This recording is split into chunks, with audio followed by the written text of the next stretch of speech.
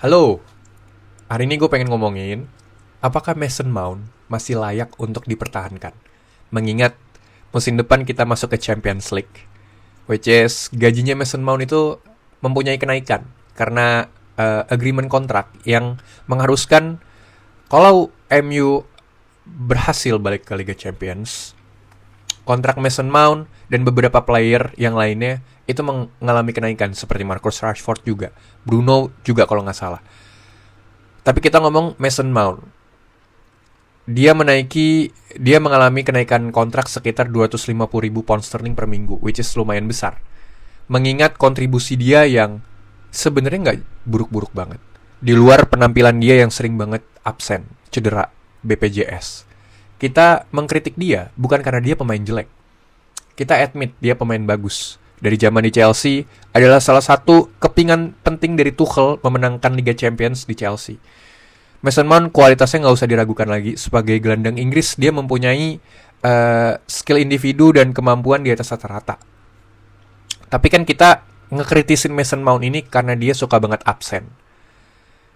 Kalau bagi gue, bukan 100% salah pemain. Walaupun faktor genetik itu sangat mempengaruhi.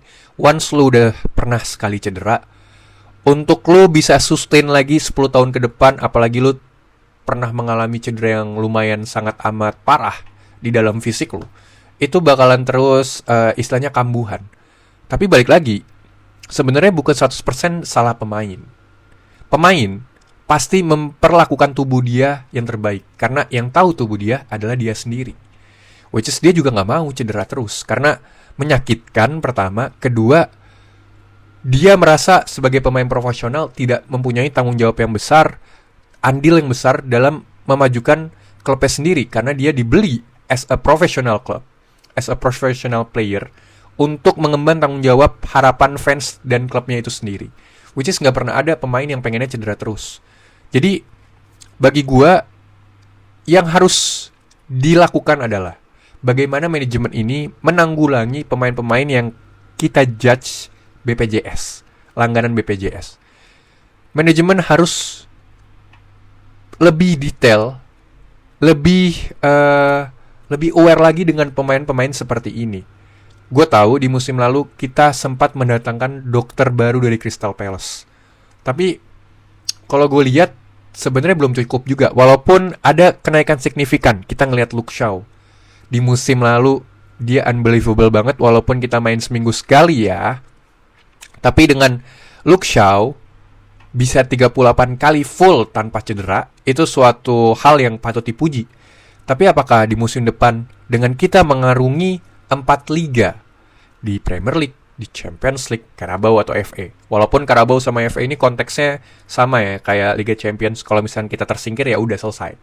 Tapi ya, apakah gimana cara manajemen untuk lebih aware sama pemain-pemain yang kualitasnya bagus dan mempunyai peran yang sangat penting di squad, tapi cara dia problem solvingnya adalah mendatangkan, tetap mengevaluasi, mengelaborasi dokter-dokter yang emang punya capability yang bagus gimana cara untuk pemain ini speed recovery yang lebih baik, biar dia tidak berkutat terus dengan langganan BPJS ini, karena ya suatu kerugian.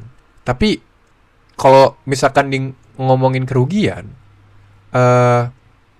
apa namanya, ya gimana kita nggak rugi kalau misalkan kita ngelihat kedalaman squad itu nggak banyak. Coba deh kita throwback ke zaman Sir Alex. Di dalam satu posisi itu bisa mendatangkan 2-3 pemain backupnya, yang which is itu banyak banget dan itu sehat.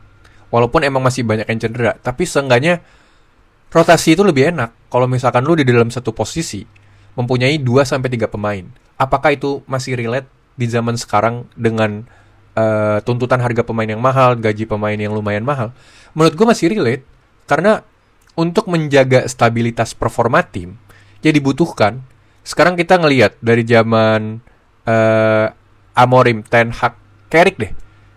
Di musim lalu aja, kita cuma mempunyai midfielder itu 5 orang. Untung kita nggak main di beberapa kompetisi liga. Kita cuma punya Casemiro, Manuel Ugarte, Mason Mount, Maino, Bruno. Tapi Bruno kan attacking midfield. Ya walaupun midfielder juga lah. Cuman kita ngomongin 6 dan 8 nih, posisi nomor 6 dan 8, yang which is krusial banget di tim sepak bola modern zaman sekarang.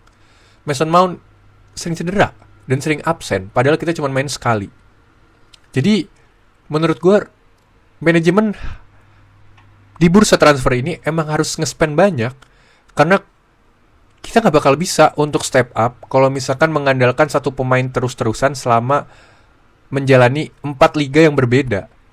Ya Mason Mount juga harus improve gimana caranya dia bagus di 5 match, tapi absen bisa sampai 20 match. Karena Mason Mount masih layak menurut gue. Dia gelandang yang mempunyai, kalau kualitas nggak usah diraguin lah. Mungkin kalau gue bilang di gelandang MU sekarang, kalau kita ngomongin Kobbie Mainoo, Ugarte, Toby Collier yang sekarang baru balik dari peminjaman, terus ada beberapa gelandang muda, Mason Mount ini menurut gue udah mengalami evolusi yang sangat amat banyak dalam segi permainan. Dulu dia terkenal main di winger, abis itu di attacking midfielder, abis itu sekarang dia mempunyai peran penting di match dari Sunderland kemarin sampai ke terakhir Brighton. Dia mempunyai evolusi, sekarang cocok main di DM jadi CM.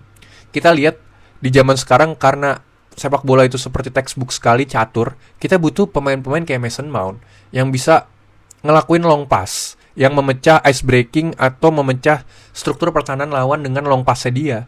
Kita punya pemain yang mempunyai capability long pass yang bagus, itu terakhir di Pogba. Iya, kita ngomongin Bruno nggak usah dihitung, karena Bruno adalah attacking midfield. Dia free roll, dia beda perannya, dia nggak usah diraguin lagi lah kualitasnya. Tapi kita ngomongin nomor 6 dan 8. Mainoo emang potensial, bagus, tapi dia belum punya capability yang kayak gitu. Dia dari segi pressing lamban. Dia terlalu slow. Di sepak bola modern yang sekarang menuntut high intensity, Mainoo harus punya orang yang bisa nge-backup dia untuk mengeluarkan performa dia yang maksimal. Makanya di zaman Amorim, dia nggak pernah dimainin karena dia too slow, terlalu lamban, terlalu pelan-pelan. Lihat di Inggris sekarang, Tuchel nggak pernah milih Mainoo karena Mainoo tidak cocok dengan game yang berintensitas tinggi. Kecuali game tersebut udah berjalan waktu dia menjadi starting 11 ya. Karena pembawaan once lo masuk ke dalam lapangan itu berbeda. Tapi Mainoo mempunyai keunggulan, bukan semata-mata dia jelek, dia potensial, dia bagus. Kalau dia mengontrol egonya ya. Mengontrol egonya. Jangan sampai abangnya free Mainoo. Sekarang abangnya nggak pernah tuh baca di Inggris. Oke, out of context, sorry.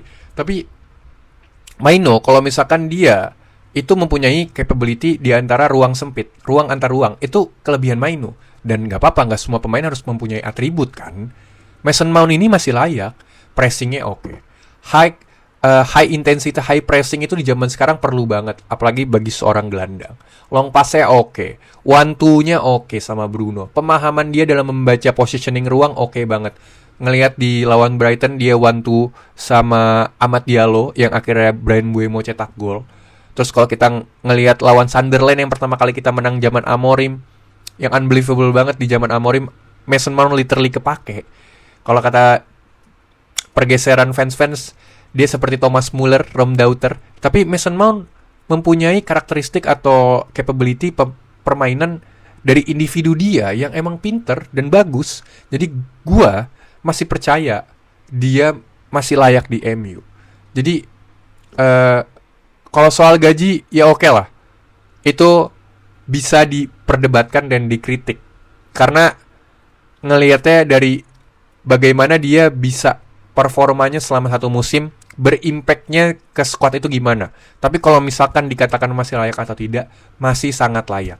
Apalagi kita musim depan main di 4 liga berbeda. Mount, gue yakin banget kalau dia fit kan gak usah diraguin lagi.